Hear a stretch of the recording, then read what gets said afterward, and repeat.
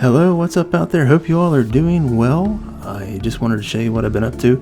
I put together my Arduino 6DoF robot arm, which I've done before, but this is going to be what I'm working on for the next several videos. If you're wondering what 6DoF stands for, it's my 6 servo motors that I have here, and each servo controls a specific degree of freedom, allowing the arm to perform a variety of movements in 3D space. As you can see down here, I have a makeshift platform that I just glued together in the garage out of scrap wood. The 3D print didn't work out, but hopefully it will throughout the process in the next several videos.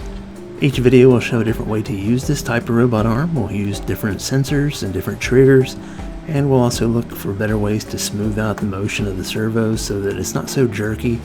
As you can see right here, see that jerk in the beginning? We'll fix that. But the idea here is to start with foundational concepts that are ideal for beginners and then progress to more advanced topics, and hopefully you'll be able to expand your skills and learn practical techniques and project ideas, and also some troubleshooting tips along the way. Well, I hope you don't miss out on this Arduino robot arm building series here that we're going to have, and if you like this type of thing, be sure to hit the subscribe button and turn on your notifications. And don't forget to like the video by clicking the thumbs up, and let us know if you plan on following along with the robot arm series. I'd love to hear your questions and project ideas in the comments below, so be sure to leave something down there. Thank you very much for watching, and I will see you in another video.